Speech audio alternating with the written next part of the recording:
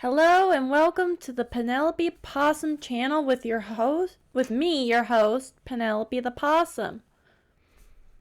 Today is Spooky Scary Saturday. Next Spooky Scary Saturday we'll be playing some more Blackwood, but for now we're just going to watch a video by, Dr. Bob, Valox, and Beyond Birth. All relevant links to the videos will be in the description below the YouTube video. So, yes, we love Dr. Bob. His videos are very good. Hi, Retro!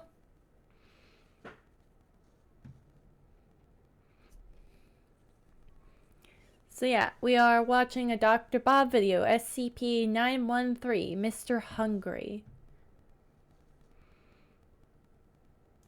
A man opens his mouth to bite a hot dog and suddenly freezes. Hot dogs. And the hot dog drops from his hand, falling to the ground. Rip hot dog. Ahead, a stampede of people is running to... What's up with this guy's hair? Why is it like green and yellow? Lemon lime looking fucker. Like, looking like a bottle of Sprite. Toward him, screaming, crying out for help. Behind them, a man walks at an ordinary, casual pace, but something is off.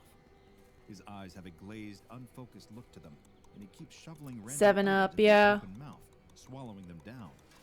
He eats a clipboard and pen, a discarded shoe, and as the first man watches in horror, the very hungry man grabs the ankle of a fallen member of the crowd and pulls him into his mouth, devouring him. The first Ew. man turns to run for his life, only to be knocked to the ground by the rest of the crowd, trying to escape. He struggles to climb back to his feet, and a hand reaches out to take his. When he makes it to his feet, he looks up and sees the hungry man pulling him in, mouth stretching open wide. Okay, objectively, that's a little funny looking. The sky is a perfect, cloudless blue. The air is warm from the unbroken sunlight, but cooled to the perfect temperature by a gentle breeze. And there is a sense of electricity, excitement, and competition in the air. Throngs of people have gathered together in a makeshift arena, piled into plastic chairs and swarming around concession stands, all training their eyes on the arena's center. What are they here for? Some sort of Olympic Games? A baseball tournament? A horse race? No, it's something greater. Something... Oh, this guy looks done with life. Look at him. He's like, ugh. I could be playing video games right now. Meteor. It is the annual Midsummer Hot Dog Eating Contest, and locals and tourists alike are coming together to see just who can cram the most pork or beef hot dogs and buns down their gullets in front of a roaring crowd. The announcer makes his way to the front of the arena, standing with his arms wide in front of the long table behind him. As he calls out the names of this year's contestants, they file in, each taking his place behind the table. There is the previous year's champion, a burly man with a bushy beard and twinkling eyes, and there is this year's surprise competitor, a skinny 19-year-old college student with a hungry grin. Then there are the lesser-known contestants, a local father who signed up after making a joke with his daughter, an uncle who scrawled his name on the sign-up sheet after a few too many drinks, a recently retired man checking off another item on his golden years bucket list. All have come to the event today with full hearts and empty stomachs, ready to see who the year's victor will be. The announcer riles up the crowd, encouraging them to cheer as loudly as possible to spur on their chosen competitor. All the while, staff are carrying out trays piled high with hot dogs, more hot dogs than most people see in a year, except for the people who just really, really love hot dogs. Each contestant receives a tray of hot dogs, a bucket of water, and an additional empty bucket, just in case, well, you get the idea. Yeah, I think we get the idea. With the supplies and competitors all in place, it is time to begin the countdown. The announcer holds up his favorite air horn and calls out, 3, 2, 1, eat! At the sound of the air horn's blast, the men leap into action, seizing hot dogs from plates and each engaging in their unique competitive eating technique. The previous year's champion employs the method of famous hot dog eating champion Joey Chestnut, dunking his entire hot dog sloppily into his water, then swallowing it as quickly as possible. The new challenger, on the other hand, employs the Solomon method, named for King Solomon. Much like the fabled king suggested doing with a stolen infant, eaters using the Solomon method break the focus of their feasting in half before polishing it off. One of the more casual competitors attempts a divide and conquer technique, eating first the dog itself and then the bun. Others employ no specific technique at all, attempting to devour the stack of hot dogs before them, using the same classic eating style they might employ at a family barbecue. This Why that guy missing a tooth? One by one, the less August doggus. Yep. spitting into their buckets, wiping meat sweats from their foreheads, waddling out of the arena while groaning and holding their aching stomachs. Soon, only the two front runners remain. But what's this? A challenger approaches, an unassuming black. Oh boy.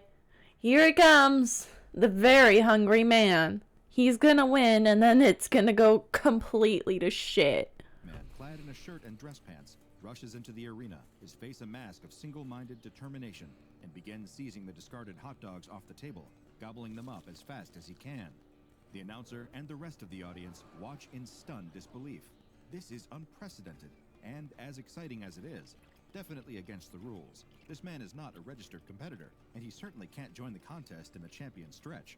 Unsure of what else to do, the announcer beckons to the staff on the sidelines, ushering them back toward the table to clear the food and escort this surprise drop-in out of the arena. The audience watches with rapt attention as the staff members attempt to remove the stranger from his place at the table. He shakes his head violently, refusing to go, and snatches the hot dogs away from them, even as they try to clear the trays away. All the while, the remaining competitors standing are attempting to stay the course and finish strong in spite of the interruption. The new, younger man collapses, slumping down onto the table in a hot dog-induced stupor. I mean, I'm sure that poor college student just ate better than he's eaten in the past few weeks. But, you know.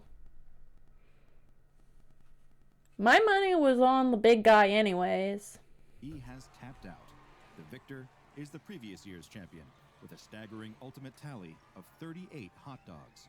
That's not a lot. Staff members work together to wrestle the stranger out of the arena. I've seen bigger. To receive his trophy. The crowd roars as he holds up his arms, grinning ear to ear. And oh yeah, they're all in trouble. They're all about to die. Still see the staff struggling with the stranger out of the corner of his eye, but this crowd wants to see their champion crowned, and the show must go on. So he grabs the Hot Dog King sash, the crown made from gold, well, gold-plated hot dogs, and even the massive gold trophy.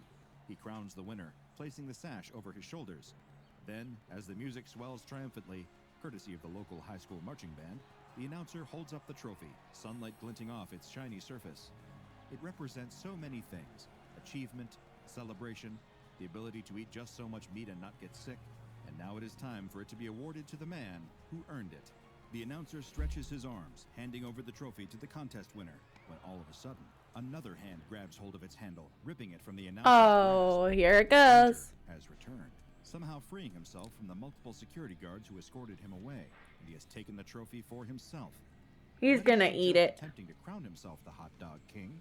No, this is not a simple coup de hot dog. He lifts the trophy up over his head, opening his mouth as wide as it will go, and tears the metal in half with a horrible screeching sound, shoving the pieces into his mouth, chewing and swallowing. By the time the announcer and the champion recover from their shock enough to move again, the trophy is completely gone, vanished into the stranger's belly. After a day of seemingly impossible feats of feasting, the sight of this strange man consuming a truly impossible meal of metal is just too much for the already anxious crowd to take. The arena erupts into absolute chaos as people spill out of their seats en masse, fleeing the area. The champion, however, does not turn and run. He feels robbed of his victory. Though it may have occurred in an utterly bizarre fashion, he won't stand for this kind of disrespect. He has trained all year for this moment, only to watch his trophy be eaten right in front of him. He marches right up to the stranger and pokes him in the chest. Oh boy, he about to get ate. It gives him the right to crash the hot dog eating contest, interrupt the proceedings, and upstage his victory by chowing down on the trophy. The man doesn't answer him, so the champion continues to berate him, wagging his finger in his face. The stranger's eyes follow the finger, and slowly he opens his mouth. Nom. A sudden chomp, and the champion screams, holding his hand to his chest, using his shirt to stem the bleeding. He turns to run with the rest of the crowd, but it's too late. The stranger's hand clamps down on his shoulder, in place with a surprising strength. The only thing he sees before his life is snuffed out is the stranger's wide-open mouth before everything goes dark with another sickening chomp. All the while, the crowd's terror rises to a I can fever only pitch of imagine horrible how that sight. sounds. They trample each other as they scramble to vacate the area, shoving strangers and loved ones alike out of the way in a bid to escape this mysterious equal-opportunity omnivore with an appetite for far more than just hot dogs. Some manage to escape, running far enough from the arena that they can stop to catch their breaths and glance back at the ones who were not so lucky. Those who tripped and fell in the madness, who had the wind knocked out of them by an elbow to the gut. The crunching of bones, tearing of meat. Ugh. Ugh. Oh, that was a great pause. Look at this. Oh, that was a great frame to pause on. Ooh. One of their neighbors, those with weak ankles or who hadn't tied their shoes carefully enough. All of these That's why I don't wear shoes. On the menu. Yeah. Bleh. Them one by one, rarely even stopping to chew. As one surviving woman watching from a distance pulls out her phone to call 911, she can't escape noticing the parallels to the contest itself. The way the stranger eats with a singular focus on consuming as much as possible. There's no pause to enjoy the meal, but there is no sadism or malice in the act either. Just the sheer, undeniable drive to keep eating. The woman's call to the police is one of the strangest moments. Oh, hi, Phantom. It utterly baffles the local police department. Ma'am, please calm down. One officer repeats again and again. What do you mean there's a man eating people? He's not a stranger. He's Exactly been what I here said, before. She shouts. A man showed up at the hot dog contest and started eating people. Please, you have to do something. I think this is above our pay grade, miss. Another officer chimes in. You think we should call, the first officer trails off. Who? Yeah. Who? The woman demands. But the line The goes SCP dead. Foundation would like a word with you. Are clearly no help, and she isn't about to stick around and see just how big this stranger's appetite is. She tried to save the others, but now she needs to save herself. She runs all the way home. It's survival of the fittest, man. Meanwhile, the local police did make that mysterious call, and an SCP Foundation mobile task force is currently en route to the scene. It's okay. The park is a ghost town, with nothing but the blood-stained grass and abandoned arena to suggest that something horrible ever happened here at all. But these aren't some bumbling local police officers who have no idea what to do with a man-eating anomaly. This team has seen enough bizarre sights. Ah, jeez. And another lifetime after that. Yeah, that's the zombie rules, man. Red footprints leading away from the arena. Cardio is important. The substance is blood, but a closer examination reveals that it is, in fact, ketchup. They track the savory footprints away from the scene of the day's unsavory events, following them to Oh, yeah, before this guy started straight up just eating people whole. And, of course, the people who were too slow or got tripped up, got eaten. And that's the zombie rules. Whoever's the slowest or just can't outrun the zombies gets eaten first. Them's the rules. Also, I'm good. I'm not sure about everybody in the chat, if they're all good, but, to a nearby warehouse. The guy with one leg. Yeah, unfortunately, missing a body part that makes it harder to run makes it harder to run.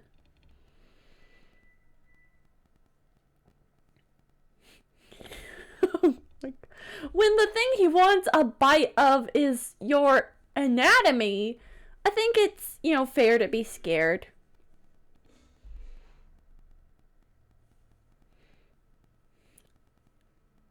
I mean, you'll haul ass as much as you can haul ass.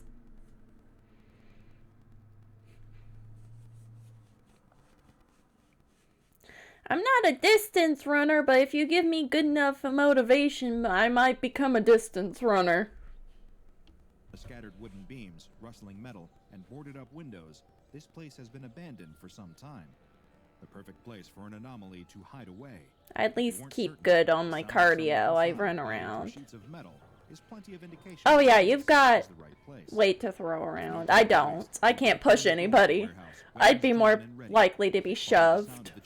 Splitting up to apprehend the subject from all available directions. The shriek of tearing metal echoes through the building, bouncing off the walls and creating a cacophony that is difficult to track. I'm easy to topple. Sound, but quickly veer off in separate directions. I topple myself all the time, man. I trip easy. I get killed easily. Another piece of metal. He watches as the man takes a massive bite out of the steel, a bite that should have shattered his teeth and broken his jaw. Instead, what is considered big? It depends on what you mean. Big for a human is different than big for an elephant, is different for big for an amoeba.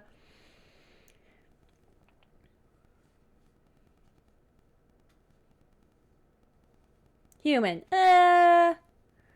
In Big Trey's case, since I know him personally, he's just generally built pretty large. He's a big guy. Like, he's tall and stocky. But I think in general, big just applies to anything that's above the average for human proportions.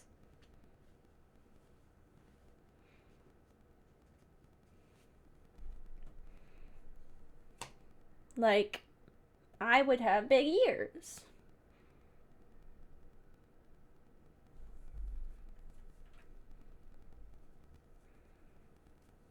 See?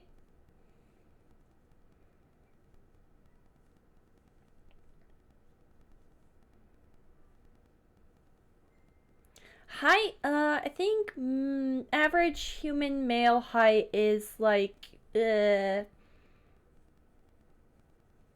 5 foot something.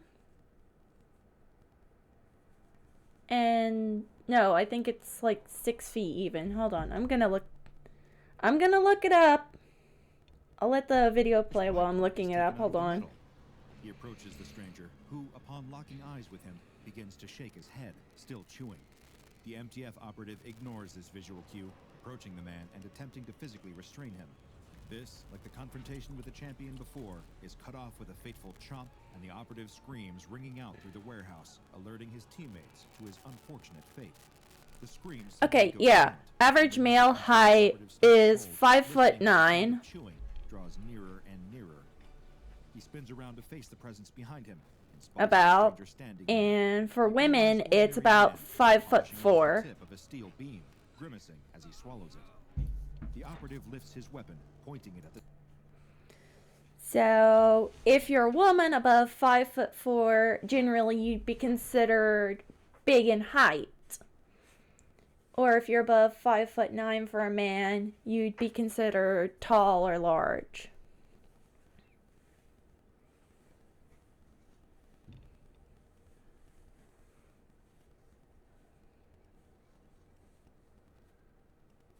I'm not going to disclose how tall I am.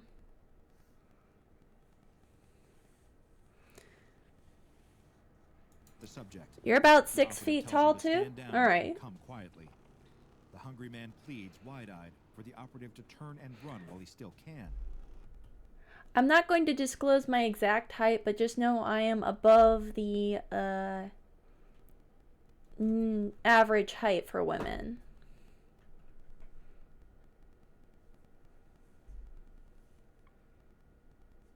He takes small, reluctant that's all I've steps got. toward the operative, muttering that he can't stop. The operative brandishes his Oh weapon yeah, again, he barking has another a order reach for the man to stop. advantage. Before he can make another move, the stranger snatches the weapon out of his hand, opens his mouth, and swallows it. He winces as he does, but does not stop until the weapon is completely devoured. All at once, he Wait. lets out a loud belch, his knees buckle, and he slumps to the ground. He rubs his stomach, wipes his brow, and sighs heavily. I'm so sorry about that. I was just so hungry I couldn't help it. The man shakes his No, head you're sadly. skinny? I hope you can get a new weapon. And I'm sorry about your friend, too. You said you couldn't help it. Why'd you stop? The stranger shrugs, sighs again, and simply says, well, because I was full.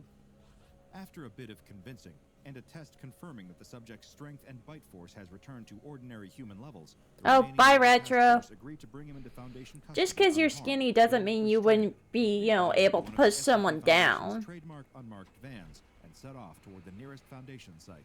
About 1 hour into the trip, the subject begins to lament his growling stomach, asking if they could possibly stop somewhere for a bite to eat. Ordinarily, this is against protocol, but after what happened to their teammate, the task force members aren't taking any chances. They pull into a fast food drive-thru and permit the subject to order whatever he wants. They'll declare it as a business expense later. 5 burgers, 5 fries, 5 tacos, 5 pies, 5 cokes, 10 tater tots, 10 tenders, 5 shakes, 5 pancakes, 5 jalapeno poppers, and 5 baked potatoes later, the task force successfully reached the Foundation site with their newest subject, SCP-913. Yeah, you'd probably be able to outrun most people. If most of your height's in your legs, you should have pretty good, swath.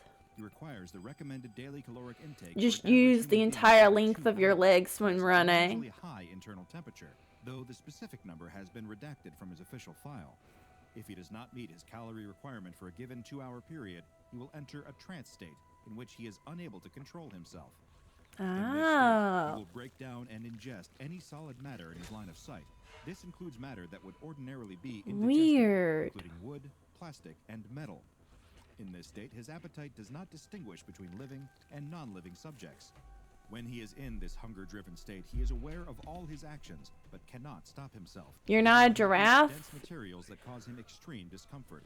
If this Well, state still. while the subject is sleeping, he will be forced awake. In addition to his anomalous appetite, SCP-913 can rend objects at an estimated force of 3,000 newtons and can bite objects with an estimated force of 5,000 newtons when eating them.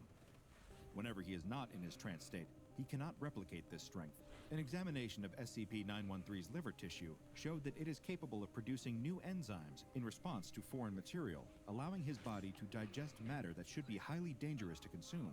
These enzymes metabolize the substrate at an efficiency of approximately 98%, detoxifying any drugs or toxins consumed by the subject during the hunger state or otherwise. This includes, but is not limited to, amnestics and anesthetics. When SCP-913 was first discovered, he was wearing a shirt and dress pants, both with the brand name Doctor's Orders sewn onto their tags. SCP-913 has no tattoos aside from one on his right calf. Ah, I knew it. Mr. Hungry from Little Misters.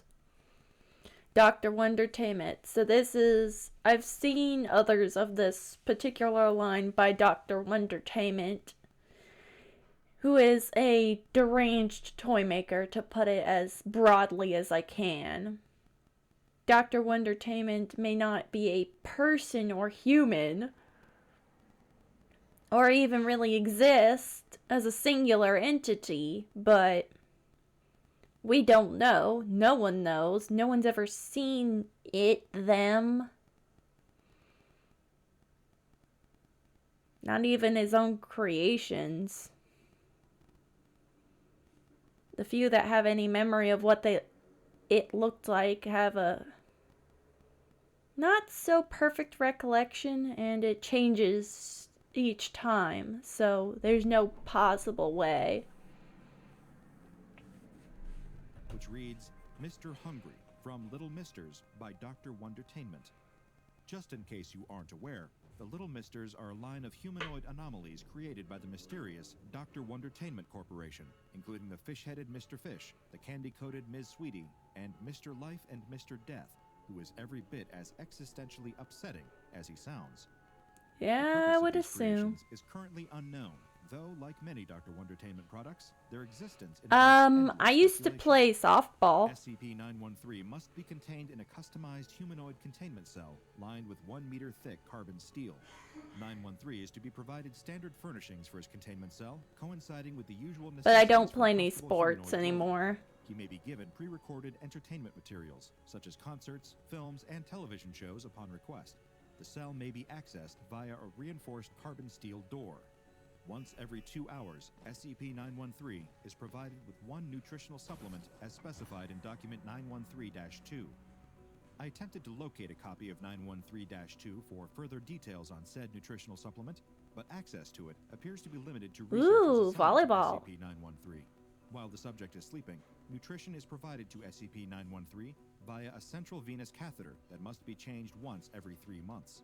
These measures allow SCP-913 to receive the calories that he needs to avoid entering a hunger state, ensuring the safety of everyone on site, as well as his own comfort.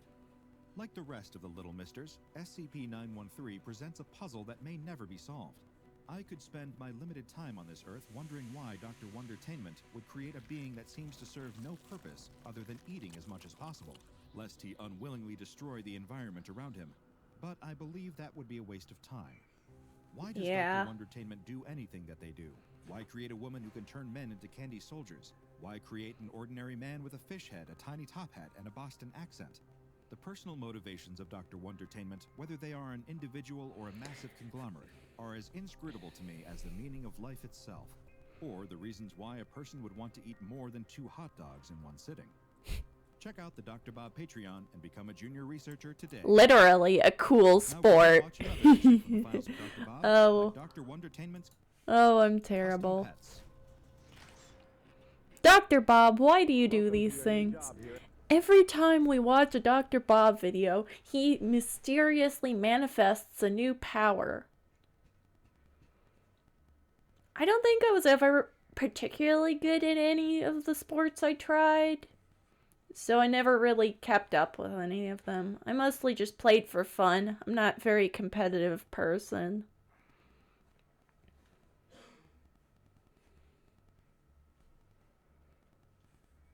I don't really care if I'm the best at X.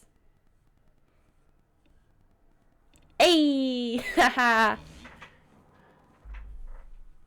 I played off of your pun with my own. I love this chat. This is great. This is the best. Alright, so we're on to... Oh god, I already forgot. Velox.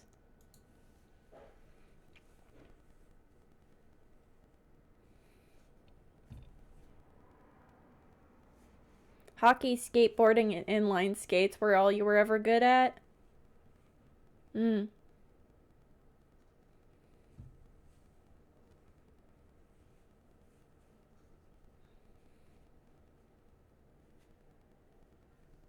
I'm not good at skating either. I think it's 'cause I'm too top heavy. My weight's not distributed evenly throughout my body, so it makes me easy to topple. Section 1, CCTV system. If you take a look at your desk, you will notice a few monitors, but for now, let's just focus on the larger main one. This screen will display the camera feed from around the building.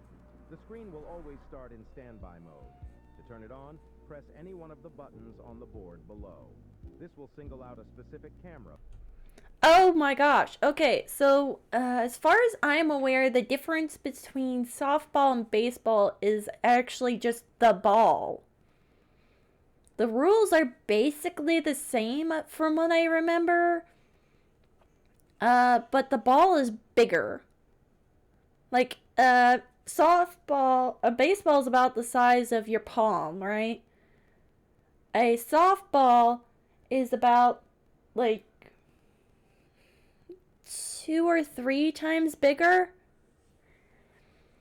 And it's mostly played by girls instead of boys. But, you know, the objective is hit the ball with the stick as far as you can, run around the bases.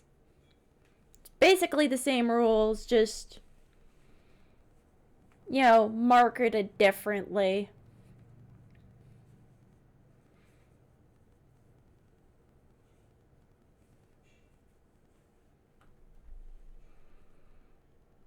For you to view. You may have already noticed that the design of the board displays a map layout of the restaurant. Each button is designed to show you the feed of that specific camera. I could be wrong. It's been years since I've played or even thought about softball. I'm gonna look up, actually, real quick. The video can keep playing. Hold on. You probably already noticed that both sides Hold on. have a large door leading out to the east and west halls. These can be pretty dark at night, and so you're probably asking yourself, Oh gosh. how can I see? So many wasn't dumb provided with things I flashes. looked up. No worries. Here at Freddy Fazbear's, we have designed a state-of-the-art What? control system. Pressing the bottom button will Did- activate the chorus. What just happened? I missed it. Ah, okay. Jump scare. Not very scary. Section 3. Possible dangers. Did During the He doesn't play hockey anymore. Right? You don't play hockey anymore, because that'd be very silly.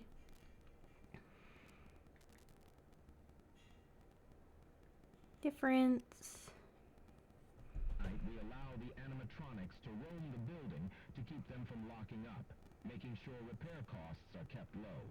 However, this does pose the threat of an animatronic entering your office and possibly damaging valuable equipment. I cannot even imagine how to pronounce the thing you just typed, Big Tray. Between...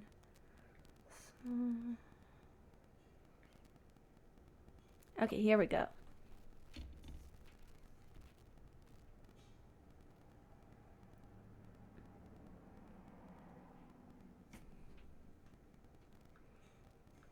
Okay.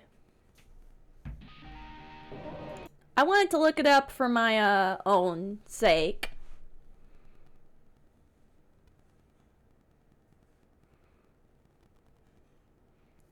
Hidden room in the bathroom hallway. The boards break when I'm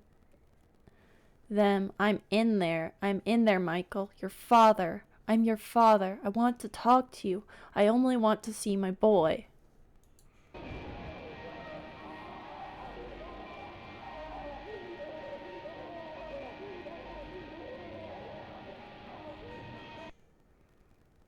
Well, that was, yes. That certainly happened now, didn't it?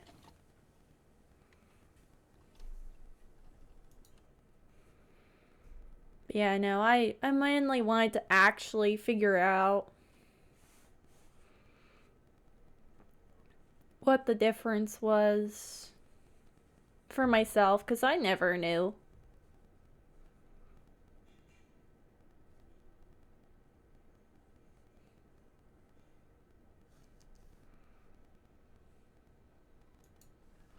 I just liked playing.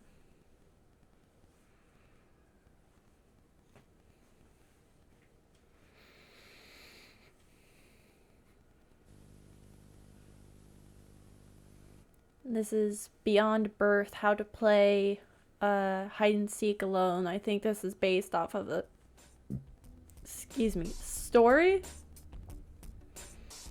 Hey kids!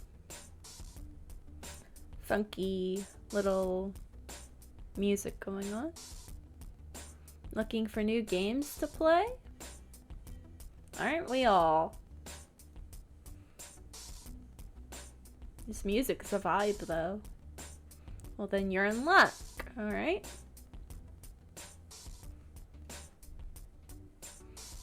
Developed a new game, hide and seek alone.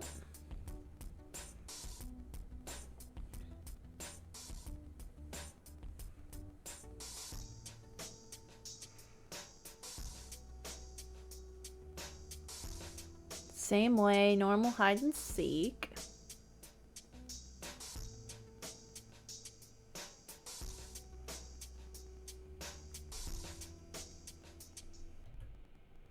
Oh, my scary game went pretty well. I already uploaded the finished video to YouTube. You can check it out. Or if you want the raw, unedited version of it, you can just check it out. I think it's still up on Twitch.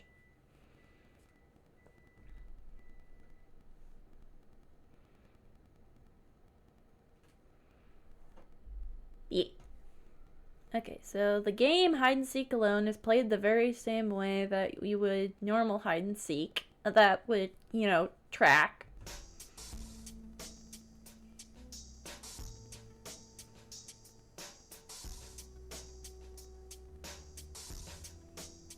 Group of people hide while one person tries to find them, right? That's generally how one would play hide and seek.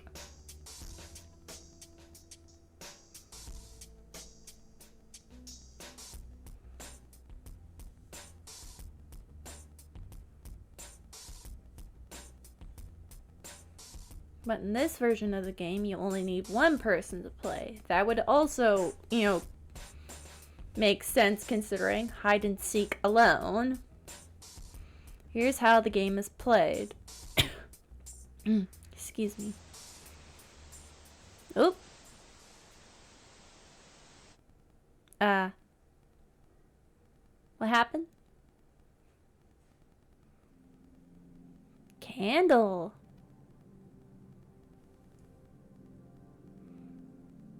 How to play. Alright, come on. Let's get into the juicy bits. Come on. You will need getting anxious. Doll with legs. Okay.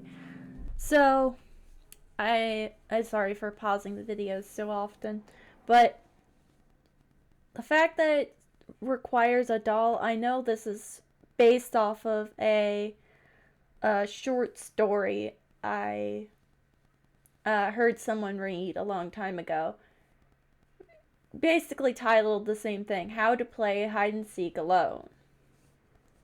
So someone just made a analog horror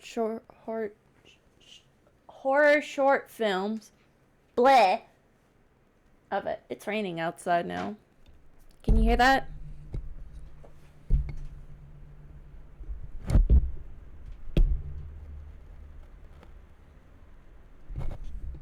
Spooky.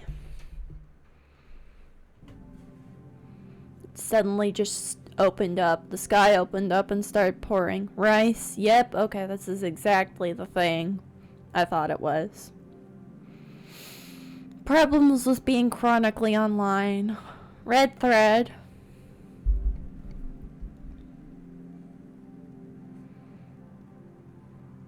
Nail clippings. Can it be any nail clippings, or does it have to be specific nail clippings, or...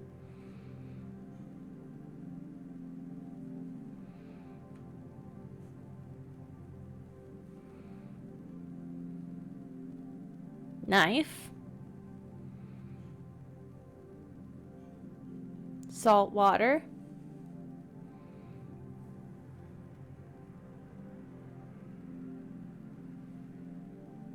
A name.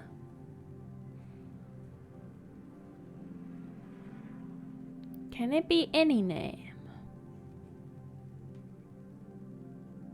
Could I name them Picklefort? Step 1. Cut the doll open and replace its insides with rice.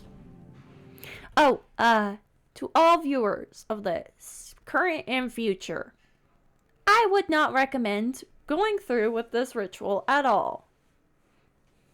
Please do not try any internet rituals. You see, the consequences of these actions could lead to unintended things happening to you or people you care about. So please, for your own safety, do not try any rituals or practices or anything like that you see on the internet, because it could cause unforeseen consequences.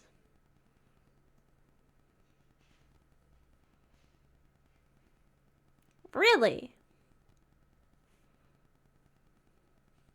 Where is your home country?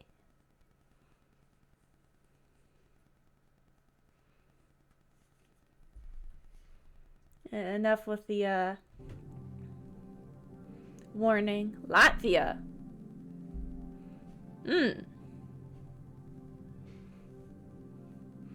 Lots of tall people in Latvia then.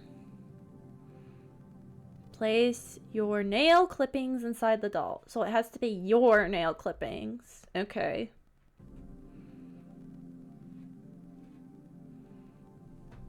Yeah, Explodo's the same height too. All of you would be small country tall people, lol. Stitch up the doll with red thread.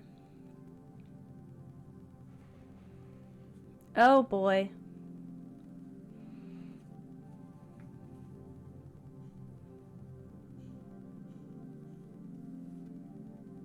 Fill up your bathtub with water and place doll in water.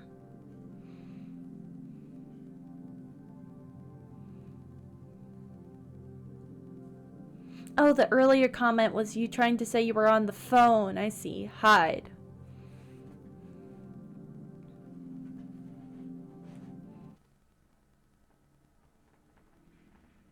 Ooh, creepy. All the sound cut out. Ah! Cheap! Cheap jump scare. Boo! Is everything alright?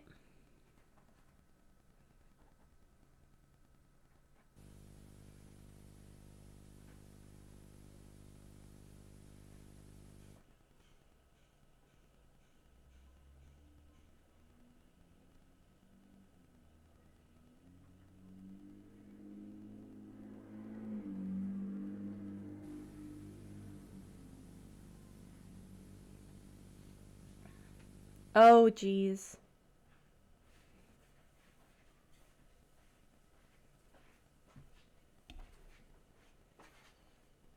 Hi, dear. Expect some possible bad news soon. What's wrong? Something, with my grandma. Ah. Oh, boy.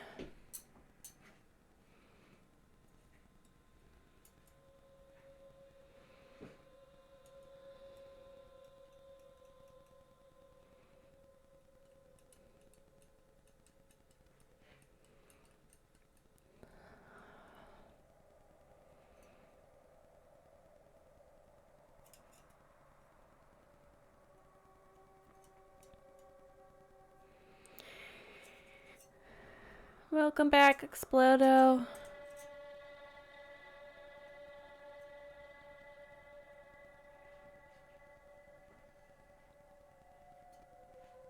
You lose.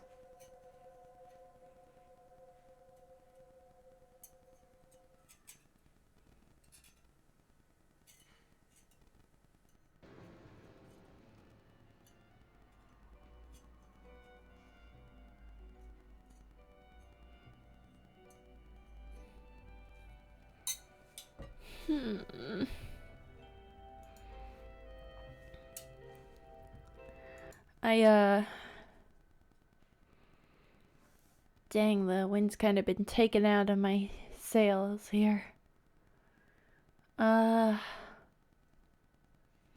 We still have some time. Does anybody have any suggestions for what we should watch?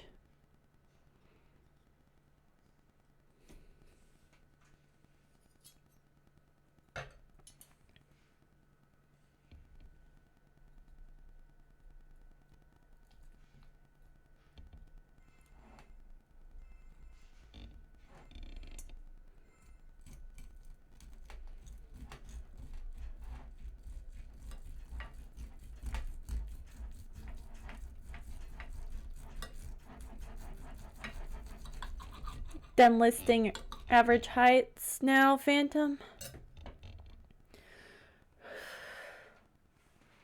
I'm completely shaken right now.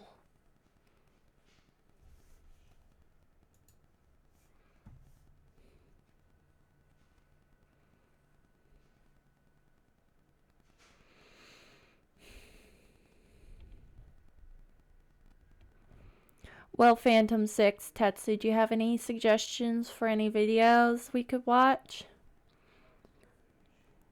I'm kind of at a loss here.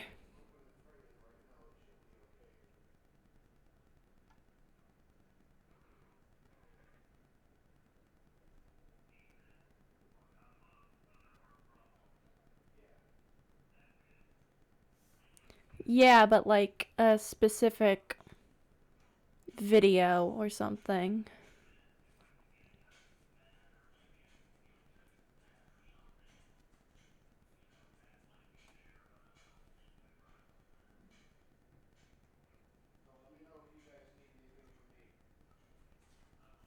Ah, this looks good. Ah, that was loud. Oh, that is so loud. Ah. Oh, that was so loud. This is 3. She's 17. And she's vulnerable. This is Michael.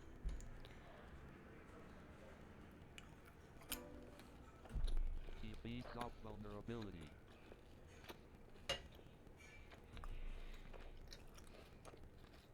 Yeah, I'm in a mood right now. You see, Michael wanted to bring unity and help people, and so he was thinking and decided to make a cult. First, Michael met Bree.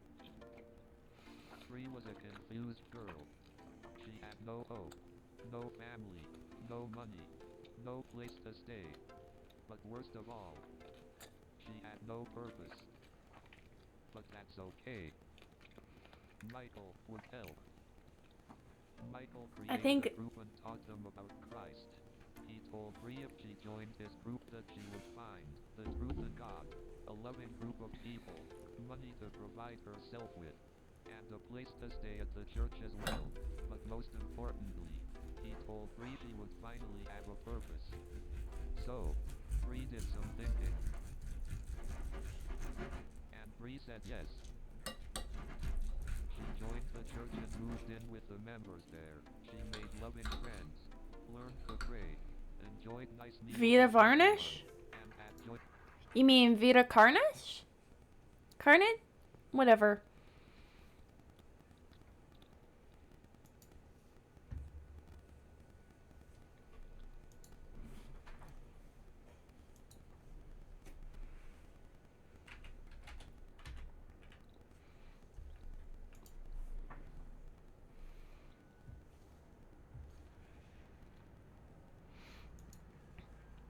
Here we go. Vita Carnis. There we go. Yeah, I have seen it. I go online a lot and look for things like this. So unfortunately, there are a lot of things I have already seen.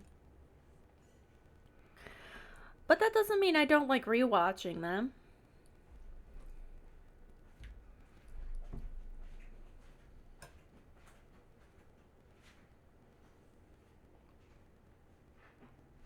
You okay, dear?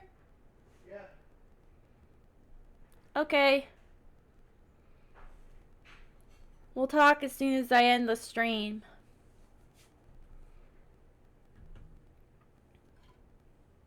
I'm shaking.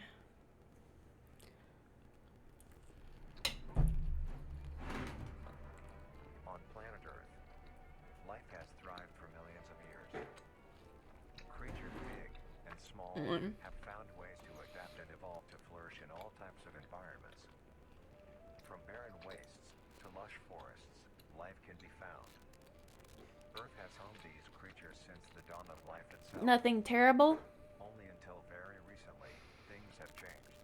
New life forms have appeared all around the globe and completely changing the balance of nature and what we know about evolution itself.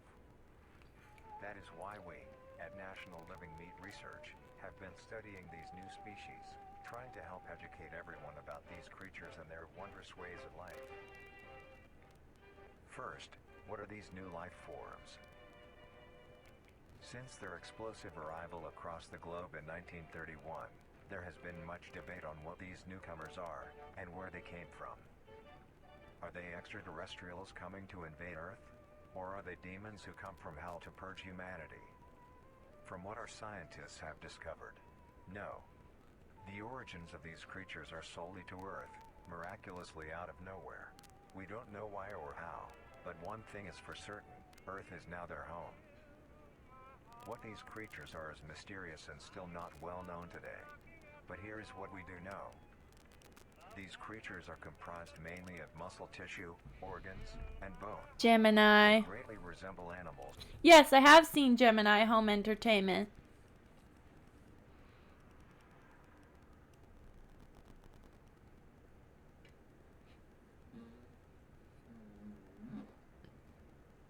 No gerbils were harmed in the making of this film.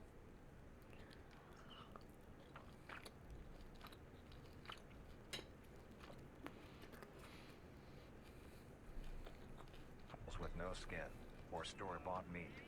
Because of these characteristics, they have been named accordingly as Beta carnis. The carni species consume decaying, organic matter, but their main diet is composed of raw meat, not including their carnis relatives. The carnis only appear in places where there is an abundance of crawl, which leads to the first creature of the carnis species, the crawl. The crawl is a growth of meaty tendrils that closely resemble the small intestine, the only difference being the dark red coloration. These tendrils grow in a similar pattern as vines, mold, or fungi. A primary stem structure is the host to divisions of other, smaller branches. In each tendril contains a variety of veins, arteries, and other similar organs used to transport nutrients absorbed from its surroundings. The ends of these tendrils are equipped with organelles used to absorb water and organic matter necessary for growth. A lot. The source I of watch a these lot of organic horror. materials It's is mainly sort of found in my dirt and soil on thing. surrounding surfaces. Using its root-like tendrils, it absorbs the material and processes it into usable energy. Oh, even more. The crawl also obtains energy through another means. While MatPat's a good, like, source on stuff to watch, I go outside of things he's made theories on.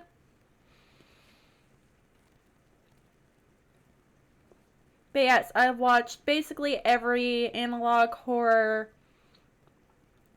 series that MatPat has made a theory on.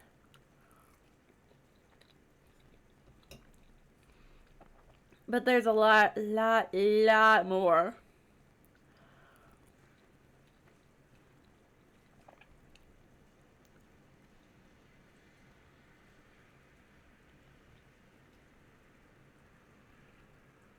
The MatPat line was a joke? Yeah, well, unfortunately, it's pretty close to the truth. Using a sophisticated form of photosynthesis, the dark pigmentation of the smaller branches is ideal for absorbing sunlight, and therefore allowing solar energy to fuel the crawl's growth. Because of its efficiency, it thrives in almost all types of environments, easily allowing it to spread across the world, and can be found pretty much anywhere. Its recent inclusion in the ecosystem has caused many major changes in nature's balance. One may assume that the crawl's presence may outcompete any other competitors, but due to its unique life cycle, where old branches fall off and decay into nutrient-rich compost, all form...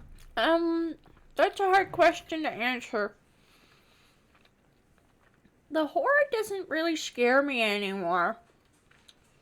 But there is something scary about it.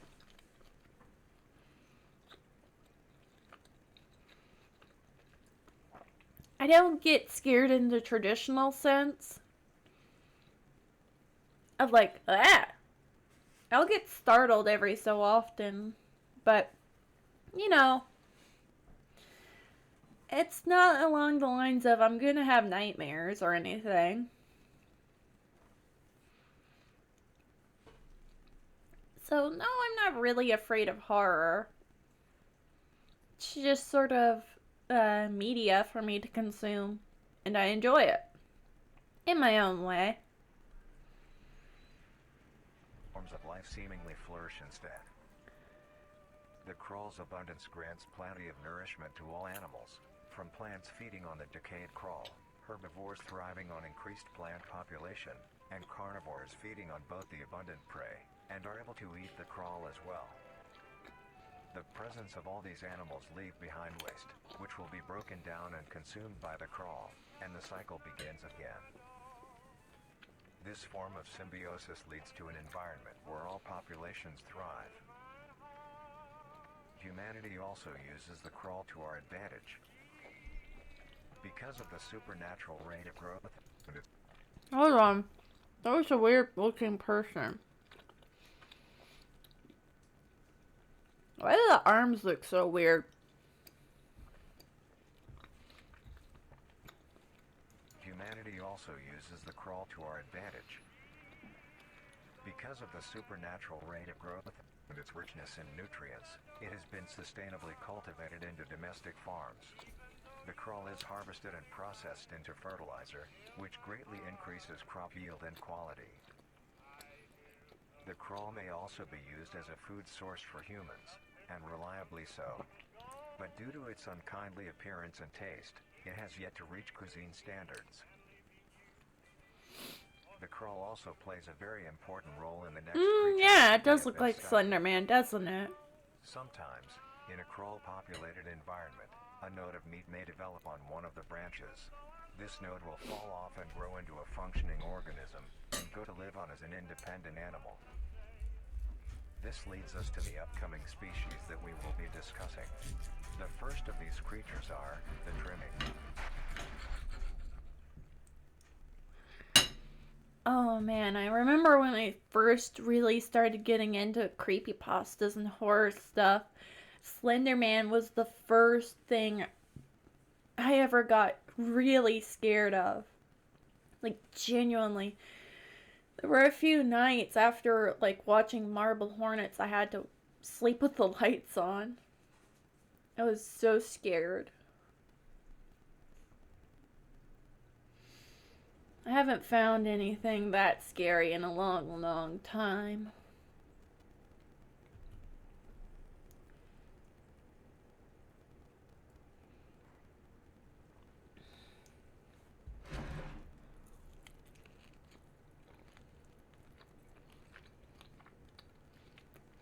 The trimmings.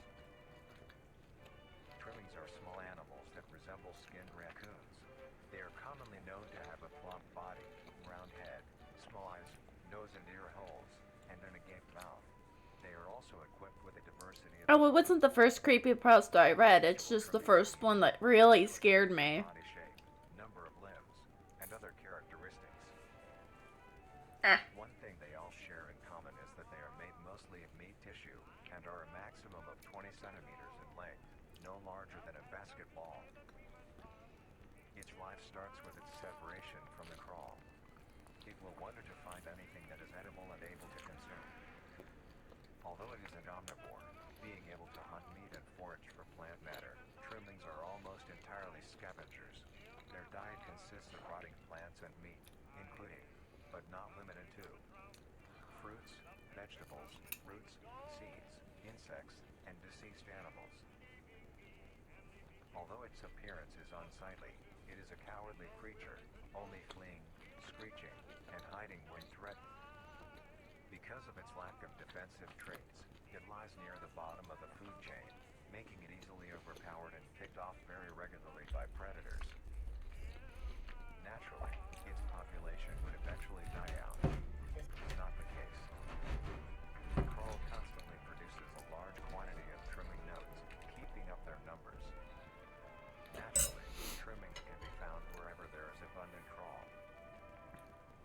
I don't actually remember what the very first creepypasta I read Around 7 months, was. having a maximum lifespan of 2 to 4 years. Although they are plentiful, humanity has no proper way to implement trimmings into society.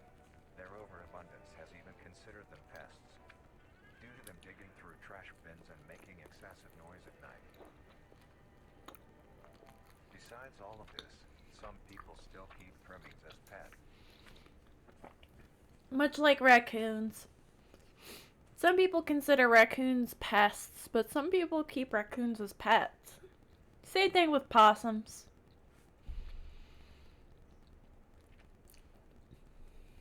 And relatively domesticate them. Nuisance or not, trimmings are a wondrous creature. From their plentiful numbers to their skittish nature, they are truly a thing to behold. The next species on our list is the meat snake.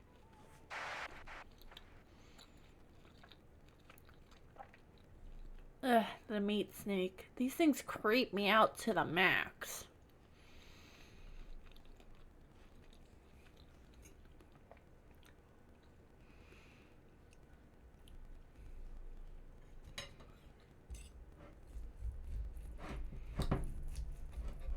The meat snake. The meat snake is a worm-like creature made of a variety of types of meat, coated in a transparent, skin-like membrane. Its size varies during its lifespan, much it consumes.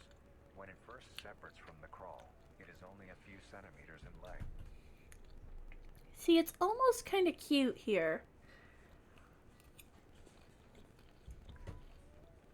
Eventually, it will reach an average length of 5 meters. Although, under extreme conditions, like natural disasters, war, or plague, it can greatly surpass this length. The meat snake's diet consists entirely of dead animals or parts. A meat snake is incapable of consuming a healthy, living organism. The meat In the same way a snake could be cute, I guess.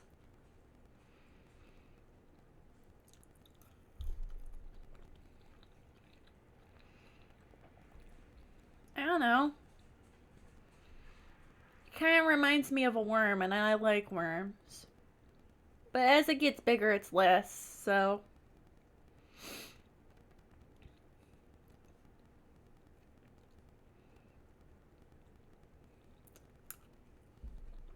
meat snake locates its food by using a tongue-like organ covered in sensors to touch and feel its environment. The sensors catch particles of decaying meat, notifying the meat snake that there is food nearby. Bleh. This process Plus, I said it's almost kind of cute. I didn't say it was actually cute. Once it locates the corpse, the meat snake will open its jaw and swallow the entire body whole. Bleh. Once the entire body is consumed, the meat snake's stomach will release a variety of chemicals. Some will break down soft tissue like skin and the connection points between muscles. Others chemicals will then ferment and preserve the tissue to keep it from breaking down for as long as possible. After that, the remaining flesh and bones will move along the meat snake's tract and slowly be implemented into its own structure, extending the meat snake. Unsatisfactory parts like skulls, pelvises, hair, and fingernails will be excreted. Speaking of skulls, the meat snake will take the skull from the consumed organism and use it as its own. Each meat snake has its own skull, each corresponding to what that one has consumed.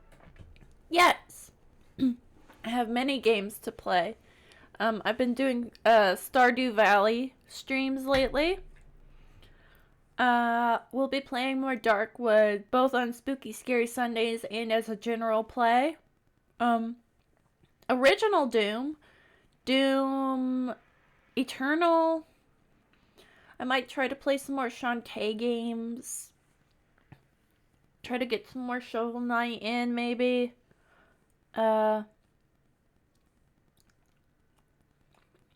You know. Lots of stuff. Might play Portal eventually. During its lifespan, it will swap or replace these skulls if needed.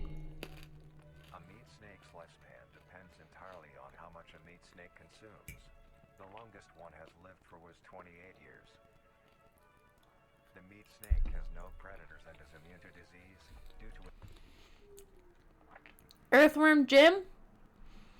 If I can find a PC port of Earthworm Jim, I will play it.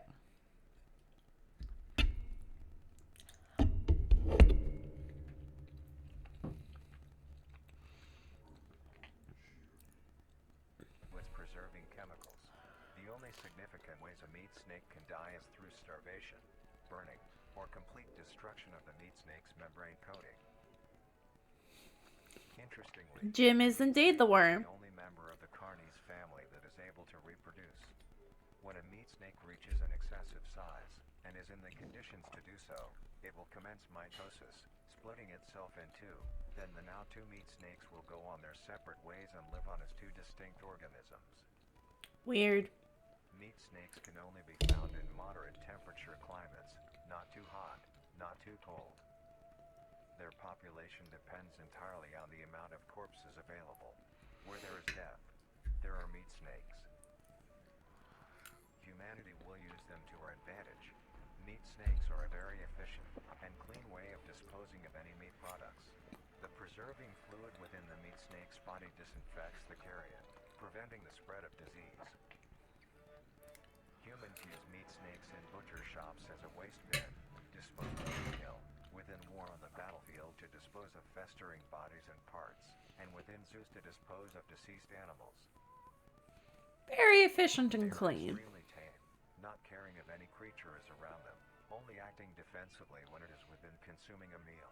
This means they are very easy to tame. Overall, meat snakes are a marvelous creature with a very interesting way of sustaining itself. It is an amazing experience to encounter one. Creepy thing. Mind the smell. I do not like them, but there's something about them that Our next creature endears is itself to me.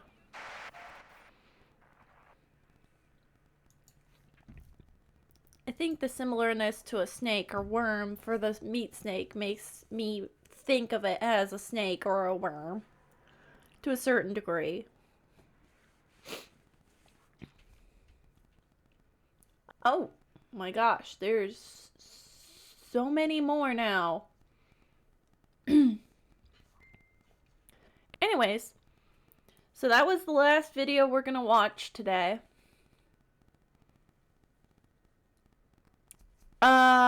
I'm streaming from North America. That's all I'll divulge.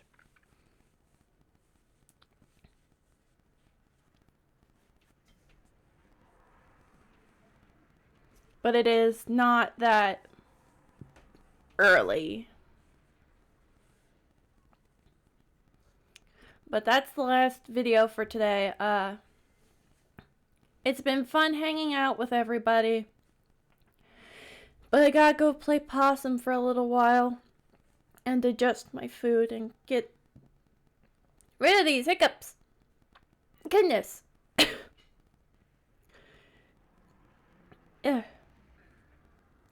See you next time. If you liked the video, make sure to like it.